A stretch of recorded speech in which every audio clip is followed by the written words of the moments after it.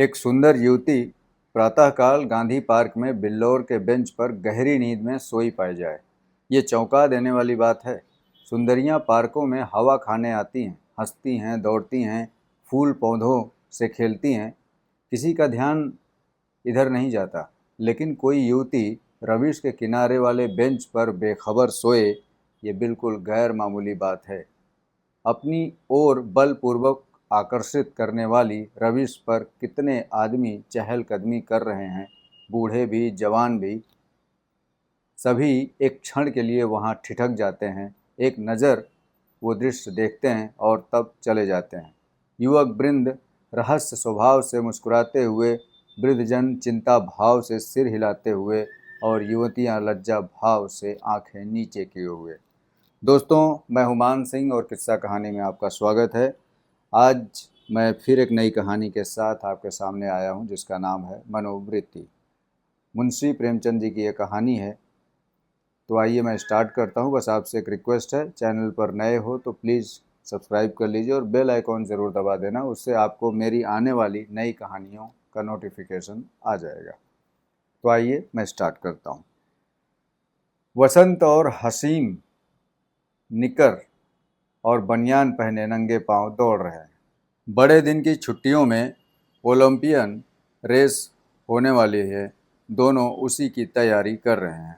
दोनों इस स्थल पर पहुंचकर रुक जाते हैं और दबी आंखों से युवती को देखकर आपस में ख्याल दौड़ाने लगते हैं। बसंत ने कहा, इसे और कहीं सोने की जगह नहीं मिली? हाशिम ने जवाब दिया, कोई वेश्या है, लेकिन वेश्याएं भी तो इस तरह बेशर्मी से नहीं करती। वेश्या अगर बेशर्म ना हो तो वेश्या कहे की। बहुत सी ऐसी बातें हैं जिनमें कुलवधू और वेश्या दोनों एक व्यवहार करती हैं। कोई वेश्या मामूली तौर पर सड़क पर सोना नहीं चाहती। रूप छवि दिखाने का नया आर्ट है ये। आर्ट का सबसे सुंदर रूप छिपाव है, दिखाव नहीं। वेश्या इस रहस्य को खूब समझती है।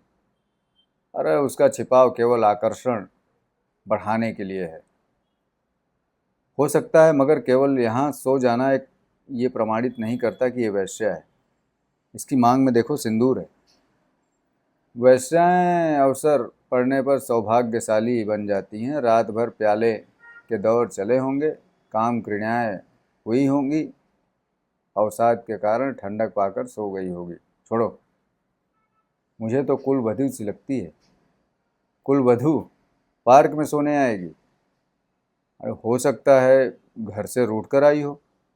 हाँ, चलकर पूछ ही क्यों ना लें।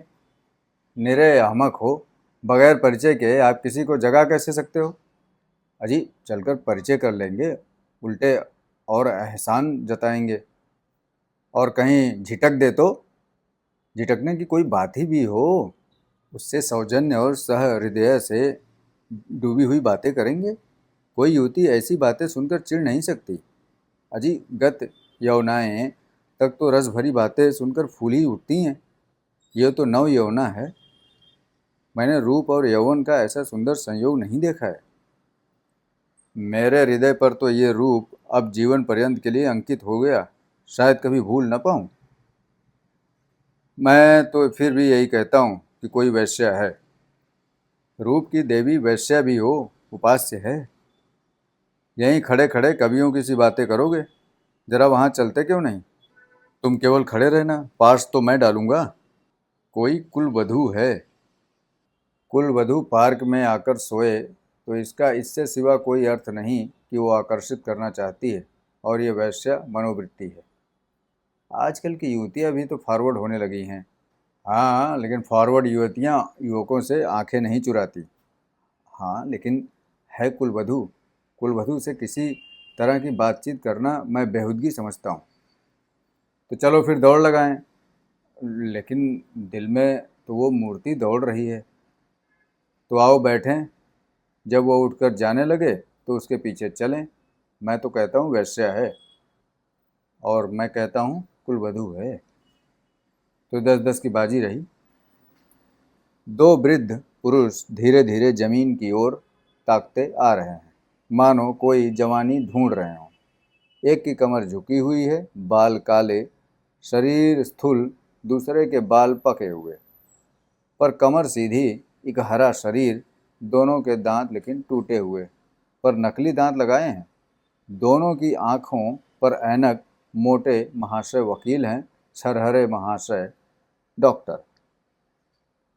वकील: देखा, ये 20वीं सदी की करामात।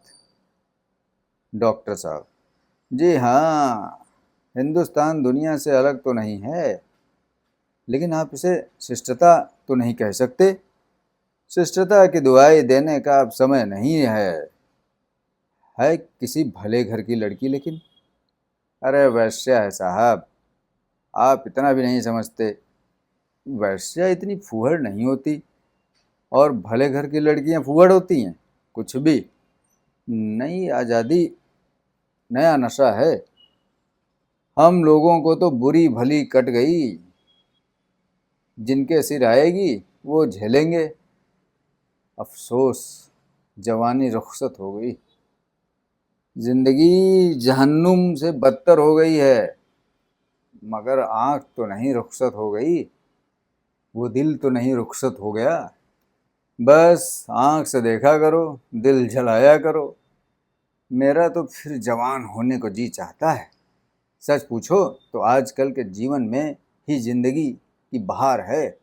हमारे वक्तों में तो कहीं कोई सूरत ही नज़र ना आती थी। आज तो जिधर जाओ हुस्न ही हुस्न है, और उनके ही जलवे। सुना युवतियों को दुनिया में जिस चीज़ से सबसे ज़्यादा नफरत है, वो है बूढ़े मर्द। मैं तो इसका कायल नहीं। पुरुष का जौहर उसकी जवानी नहीं, उसका शक्ति संपन्न होना है। कितने ही बूढ़े जवानों से ज़्यादा कड़ियल होते हैं। मुझे तो आए दिन इसके तजरबे होते हैं।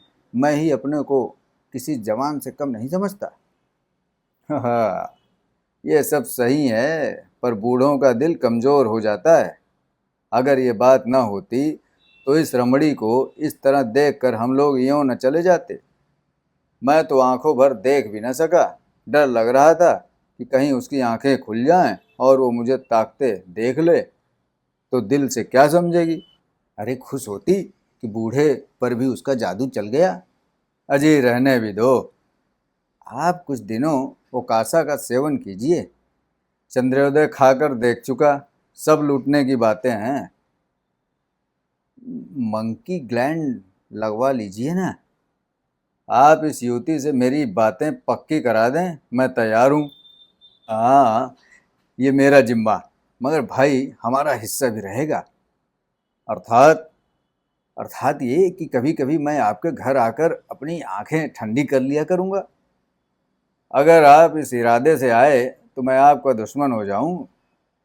तो आप तो मंकी ग्लैंड का नाम सुनते ही जवान हो गए।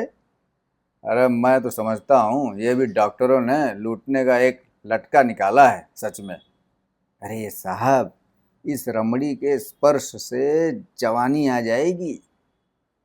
आप हैं कि फेर में, उसके एक एक अंग में, एक एक चितवन में, एक एक मुस्कान में, एक एक विलास में जवानी भरी हुई है। न 100 मंकी ग्लैंड, न एक रमड़ी का बाहुपाश। अच्छा कदम बढ़ाइए, मुवक्किल आकर बैठे होंगे। ये सूरत याद रहेगी लेकिन। फिर आपने याद दिला दी।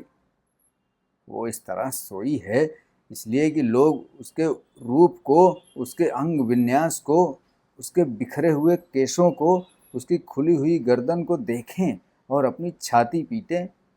इस तरह चले जाना उसके साथ अन्याय है। ये बुला रही है और आप भागे जा रहे हैं। हम जिस तरह दिल से प्रेम कर सकते हैं, जवान कभी नहीं कर सकता है। बिल्कुल ठीक, वही तो बोल रहा हूँ। मुझे तो ऐसी औरतों से साहिबा पड़ चुका है जो रसीक बूढ़ों को खोजा करती हैं। जवान तो छिछोरे, उच्छृंखल, अस्थिर और गर्वीले होते हैं। वे प्रेम के बदले में कुछ चाहते हैं, यहाँ निस्वार्थ भाव से, आत्मसमर्पण से करते हैं। आपकी बातों से दिल में गुदगुदी हो रही है, मगर एक बात याद रखिए, कहीं उसका जवान प्रेमी मिल गया तो मिला करे, यहाँ ऐसों से नहीं डरते। अरे आपकी शादी की कुछ बातचीत थी तो? हाँ थी, मगर अपने ही लड़के जब दुश्मनी पर कमर बांधे तो क्या हो। मेरा बड़ा लड़का यशवंत तो मुझे बंदूक दिखाने लगा। ये जमाने की खूबी है। अक्टूबर की धूप तेज हो चली थी और दोनों मित्र फिर वहां से निकल गए।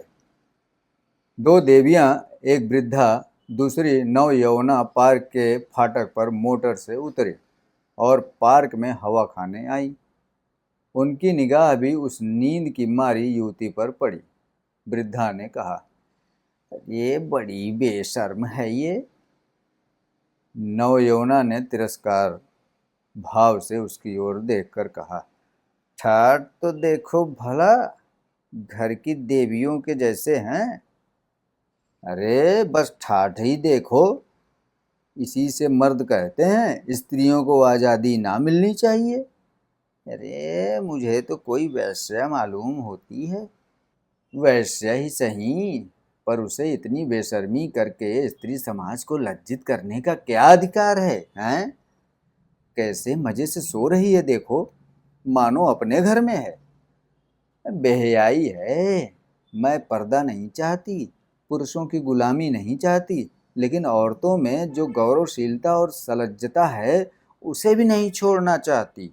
मैं किसी युवती को सड़क पर सिगरेट पीते देखती हूँ तो मेरे बदन में आग लग जाती है। उसी तरह आधी छाती का जम्पर भी मुझे नहीं सुहाता। क्या अपने धर्म की लाज छोड़कर क्या साबित करना चाहते हैं कि हम बहुत फॉरवर्ड हैं? अरे पुरुष अपनी छाती या पीठ खोले तो नहीं घूमते। इसी बात पर बाई जी, जब मैं आपको आड़े हाथों लेती हूँ तो आप बिगड़ने लगती हैं। पुरुष स्वाधीन हैं, वो दिल से समझता है कि मैं स्वाधीन हूँ। ये स्वाधीनता का स्वांग नहीं भरता। स्त्री अपने दिल में समझती है कि वो स्वाधीन नहीं है, इसलिए वो स्वाधीनता का ढोंग करती है। जो बलवान है वो अकड़ते नहीं, और जो दुर्बल हैं वही अकड़ दिखाते हैं। क्या आप उन्हें अपने आंसू पोंछने के लिए इतना अधिकार भी नहीं देना चाहती? अरे मैं तो कहती हूँ, स्त्री अपने को छिपाकर पुरुष को जितना नचा सकती है, अपने को खोल कर उतना नहीं नचा सकती। वही तो, स्त्री ही पुरुष के आकर्षण की फिक्र क्यों करे? पुरुष क्यों स्त्री से पर्दा नहीं करता, बताइए। अब मुंह ना खुलवाओ मीनू, इस छोकरी को जगा कर कह दो जाकर घर में सोए। इतने आदमी आ जा रहे हैं और निर्लज टांग फैलाए पड़ी है, यहाँ से नींद कैसे आ सकती है? रात कितनी गर्मी थी बाई जी, ठंडक पाकर बेचारी की आंख लग गई होगी। हाँ, रात भर यहीं रही है, कुछ कुछ बड़बड़ाती है देखो। मीनू युवती के पास जाकर उसका हाथ पकड़कर हिलाती है। यहाँ क्यों सो रही हो देवी जी? इतना दिन चढ़ाया, उठकर घर जाओ। युवती आंखें खोल देती है। ओहो, इतना दिन चढ़ाया, क्या मैं सो गई थी? मेरे सिर में चक्कर आ जाया करता है। मैंने समझा शायद हवा से कुछ लाभ हो, यहाँ आई, पर ऐसा चक्कर आया कि मैं इस बेंच पर बैठ गई, फिर मुझे कुछ होश न रहा। अब भी मैं खड़ी नहीं हो सकती, मालूम होता है मैं गिर पड़ूंगी। कुछ दवा की, पर कोई फायदा नहीं होता। आप डॉक्टर श्यामनाथ जी को जानती होंगी, वो मेरे ससुर हैं। युवती ने आश्चर्य से कहा, अच्छा, वो तो अभी इधर से ही गए? सच? लेकिन मुझे पहचान कैसे सकते हैं? अभी तो मेरा गौना भी नहीं हुआ है। तो क्या आप उनके लड़के बसंत लाल की धर्मपत्नी हैं? युवती ने शर्म से सिर झुकाकर स्वीकार किया। मीनू ने हंसकर कहा, बसंत लाल तो अभी इधर से ही गए हैं, मेरा उनसे यूनिवर्सिटी का परिचय है। अच्छा, लेकिन मुझे उन्होंने देखा कहाँ है? तो मैं दौड़कर डॉक्टर को खबर दे दूं? जी नहीं, मैं थोड़ी देर में बिल्कुल अच्छी हो जाऊंगी। बसंत लाल भी वहीं खड़ा है, उसे बुला दूं? जी नहीं, किसी को ना बुलाइए। तो चलो, मैं मोटर पर तुम्हें तुम्हारे घर पहुंचा दूं। बड़ी कृपा होगी। किस मोहल्ले में? बेगमगंज, मिस्टर जयराम दास के घर। मैं आज ही बसंत लाल से कहूंगी। मैं क्या जानती थी कि वो इस पार्क में आते हैं। मगर कोई आदमी तो साथ ले लिया करो। किस लिए? कोई जरूरत ना थी तो नहीं लिया। दोस्तों, ये थी मुंशी प्रेमचंद जी की कहानी मनोवृत्ति। तो कमेंट बॉक्स में आप ज़रूर लिखिएगा कि लोगों की सोच क्या थी और क्या सही है ये। आप ज़रूर कमेंट बॉक्स में लिखकर बताइएगा। और कैसी लगी कहानी आपको, ये भी बताइएगा। मिलते हैं अगली कहानी में फिर से एक नई कहानी के साथ। अपना ख्याल रखिए, अपनों का ख्याल रखिए। बने रहिए किस्सा कहानी पर। Thank you.